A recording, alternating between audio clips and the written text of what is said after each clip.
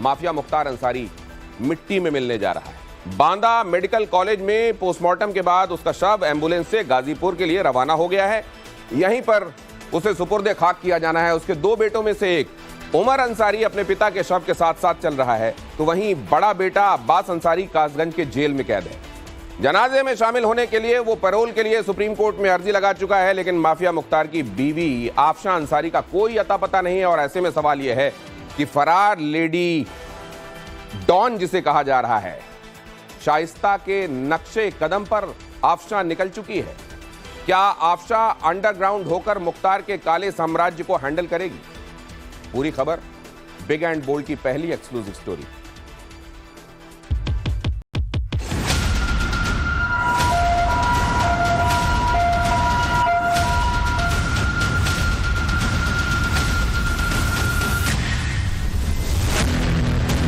Mafia Mukhtar का शव मिट्टी में मिल जाएगा। गाजीपुर के इसी कालीबाग कब्रिस्तान में कब्र खुद चुकी है और यही मुख्तार को सुपुर्दे खाक किया जाएगा। सुरक्षा बल हाई अलर्ट पर है, लेकिन हर किसी के जबान पर एक ही सवाल है कि माफिया मुख्तार के जनाजे में क्या उसकी बीवी अफशा अंसारी शामिल होगी या फिर अफशा भी शाइस्ता के नक्शे कदम पर चलते हुए अपने शौहर के जनाजे से किनारा कर लेगी। आपको याद होगा पिछले साल प्रयागराज में माफिया अतीक अहमद की हत्या के बाद उसके जनाजे में शामिल होने उसकी फरार बीबी शाइस्ता परवीन नहीं पहुंची थी, न ही उसके कब्र पर फातिया पढ़ने भी गई।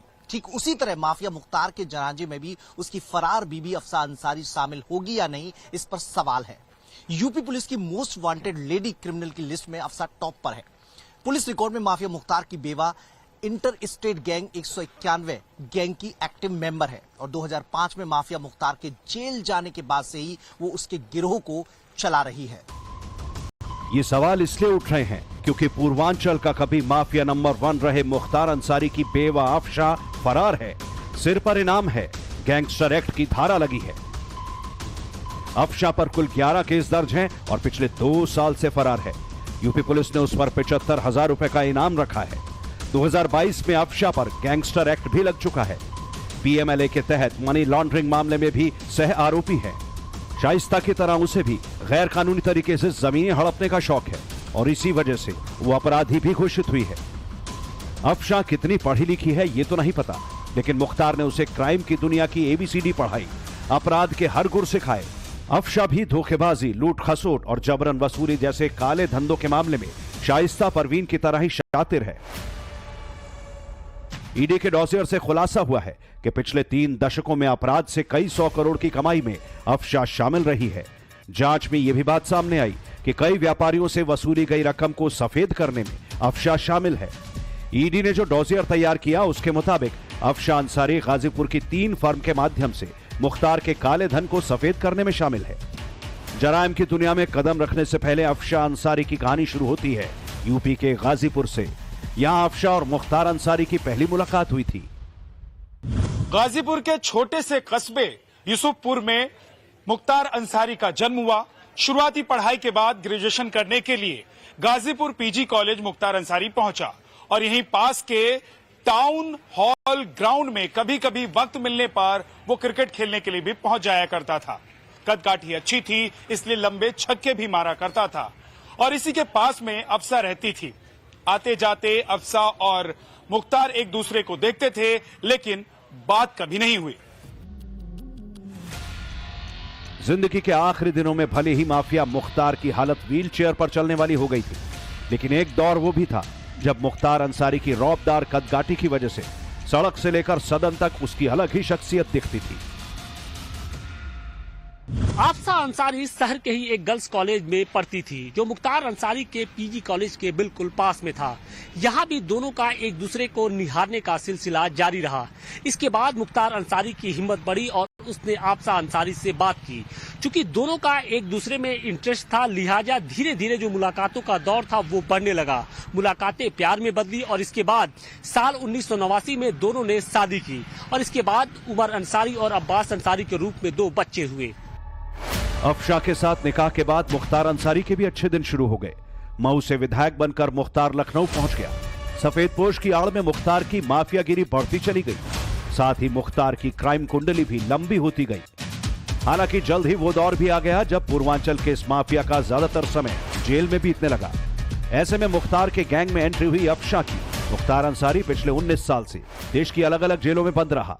अप्रैल 2021 में जब वो पंजाब की रोपड़ जेल से यूपी लाया गया, तब से बांदा जेल में था। मुख्तार अंसारी ने माफियागिरी से बेहिसाब संपत्ति बनाई। 200 के करीब गैंग का सरगना रहा, लेकिन उसके जेल जाने के बाद से अब सब पर कंट्रोल अफशा का बताया जा रहा है। मुख्तार अंसारी के 191 गैंग का कंट्रोल अब अफशा के पास है। पुलिस रिकॉर्ड में भी अफशा IS 191 गैंग की मेंबर के तौर पर चिन्हित है। अफशा की गाजीपुर और मऊ में 2 फर्में हैं। अफशा ने मऊ में फर्जीवाड़ा करके जमीन ली थी।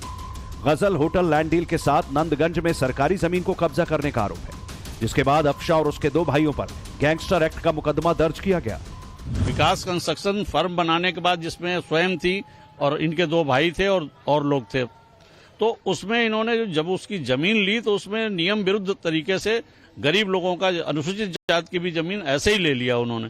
तो ये बात जब सूचना मिली तो रेवेन्यू राजस्व विभाग ने उसकी जांच करी तो गड़बड़ी पाई गई, ये गैर कानूनी तरीके से किया हुआ है, तो उसका ध्वस्तीकरण हुआ, प्लस इनके खिलाफ अभियोग पंजीकृत हुआ। अभियोग पंजीकृत हुआ तो ये पता चला कि ये आपराधिक माफिया लोग हैं और संगठित रूप से अपराध कर रहे हैं इस तरह से और धनोपार्जन कर रहे हैं, तो इनके ऊपर गैंगस्टर का अभियोग पंजीकृत हुआ दक्षिण टोला थाने में। उसी गैंगस्टर के मुकदमे में एब्सकांड कर रही है। इनकम टैक्स डिपार्टमेंट के मुताबिक मुख्तार की करीब 125 करोड़ रुपए की बेनामी संपत्ति का पता चला है। मुख्तार के रिश्तेदारों की खरीदी गई संपत्तियों में निदेशक के रूप में उसके और उसके परिवार के नाम है। इनकम टैक्स डिपार्टमेंट ने ऐसी करीब 11 प्रॉपर्टी की पहचान की है। यूपी सरकार मुख्तार, अफशा और बेटे सहित दूसरे करीबियों की लगभग 608 करोड़ रुपए की संपत्ति जब्त कर चुकी है। इनमें से 200 करोड़ की संपत्ति पर बुलडोजर एक्शन हो चुका है। वहीं मुख्तार के 83 लाइसेंस को भी सरकार ने रद्द कर दिया है। जिस तरह शौहर की मौत पर शाइस्ता नहीं टूटी, न गैंग टूट जाने से, न गैर कानूनी सल्तनत के लूटने से, अफशा अंसारी भी ठीक उसी राह पर अब तक चलती दिख रही है। तो इसके पीछे की बड़ी वजह है योगी राज का खौफ। पहले अन्नदाता किसान से लेकर के हमारा व्यापारी और बेटी भी सुरक्षा की गुहार लगाती थी, कोई सुनवाई नहीं होती थी, और अब एक अपराधी गले में तख्ती लटका करके अपने जीवन की भीख मांगने के लिए मजबूर होता है। कहता साहब जान बकस दो, आगे से ठेला लगा करके गुजर बसर कर दूंगा, किसी को हम छेड़ेंगे नहीं। तो हम भी कहते हैं कि छेड़ोगे तो छोड़ेंगे भी नहीं। जिस तरह मिट्टी में मिल चुके माफिया अतीक की अवैध संपत्तियों पर बुलडोजर चला, ठीक उसी तरह माफिया मुख्तार के जिंदा रहते ही उसके काले साम्राज्य पर योगी का एक्शन शुरू हो चुका था। ये तस्वीरें पिछले साल जून की हैं, जब वाराणसी में बाहुबली मुख्तार अंसारी के सबसे करीबी शूटर अंगद राय के घर में कुर्की की कार्रवाई करने पुलिस पहुंची थी। सुनो सुनो सुनो, गैंगस्टर की धारा 14(1) के अंतर्गत अभियुक्त अंगद राय उर्फ झुल्लन राय। पुलिस ने गैंगस्टर एक्ट के तहत कुर्की की कार्रवाई की और अंगद राय के घर को सील कर दिया था। शूटर अंगद राय मुख्तार फैमिली का सबसे करीबी है, जिस पर 22 से ज्यादा मुकदमे हैं। इनमें हत्या, रंगदारी, शराब की तस्करी और मारपीट शामिल है।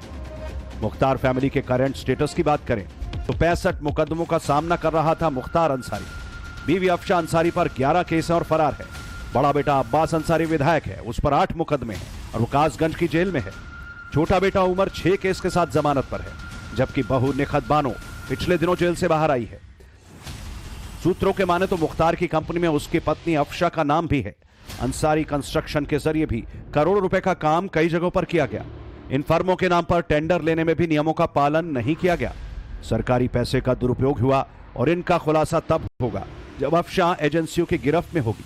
और अफशा को यही डर सता रहा है कि अगर वो अपने शौहर के जनाजे में शामिल होती है तो कानून अपना काम करेगा और वो शिकंजे में होगी, जिसके बाद मुख्तार फैमिली के सारे राज बेपर्दा हो जाएंगे, जिन्हें मुख्तार ने जिंदा रहते जाहिर नहीं होने दिया। Bureau report, times now Navbharat.